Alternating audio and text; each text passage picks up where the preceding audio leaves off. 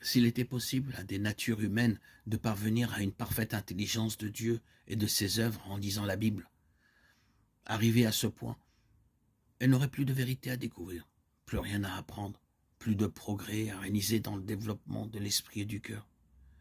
Dieu alors ne serait plus l'être suprême, et l'homme, arrivé aux limites extrêmes de la connaissance et du progrès, cesserait d'avancer. Remercions donc Dieu de ce qu'il n'en soit pas ainsi. Dieu est infini. En lui sont cachés tous les trésors de la sagesse et de la science. Colossiens 2:3.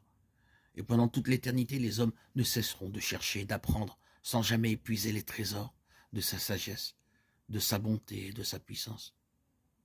Il entre dans les desseins de Dieu que même en cette vie, sa vérité continue à se dévoiler aux yeux de ses disciples.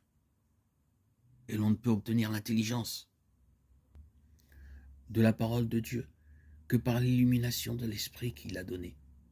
Personne ne connaît les choses de Dieu, si ce n'est l'Esprit de Dieu, car l'Esprit sonde même les profondeurs de Dieu. 1 Corinthiens 2, 11, 10. Le Sauveur a fait cette promesse à ses disciples. Quand le Consolateur sera venu, l'Esprit de vérité, il vous conduira dans toute la vérité. Il prendra de ce qui est à moi et vous l'annoncera. Jean 16, 13, 14. Dieu désire que l'homme fasse usage de ses facultés, plus que toute autre étude. Celle de la Bible les fortifiera, les ennoblira. Toutefois, il faut prendre garde de ne pas déifier la raison, qui est sujette aux faiblesses et aux infirmités. Si nous ne voulons pas que les vérités les plus évidentes de la Bible nous soient incompréhensibles, nous devons posséder la simplicité et la foi d'un petit enfant, être prêts à nous laisser instruire et implorer l'assistance du Saint-Esprit. Le sentiment de la puissance et de la sagesse de Dieu, aussi bien que celui de notre incapacité à concevoir sa grandeur, devrait nous porter à l'humilité, et notre incapacité à concevoir sa grandeur devrait nous porter à l'humilité et nous aider à ouvrir sa parole avec les mêmes dispositions d'adoration et de crainte que si nous entrions en sa présence.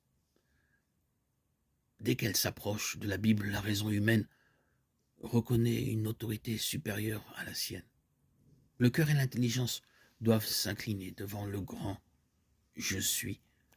Bien des vérités apparemment difficiles ou obscures deviennent claires et simples pour ceux qui cherchent à les comprendre avec humilité.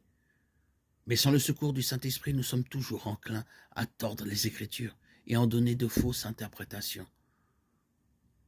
Beaucoup lisent la Bible sans profit, voire pour leur perte. Quand on ouvre la parole de Dieu sans respect et sans prière, quand les pensées et les affections ne reposent pas sur Dieu ou ne sont pas en harmonie avec sa volonté, l'entendement est bientôt obscurci par le doute et l'étude même de la Bible contribue à fortifier le scepticisme. L'ennemi prend alors possession de nos pensées et nous suggère de fausses interprétations.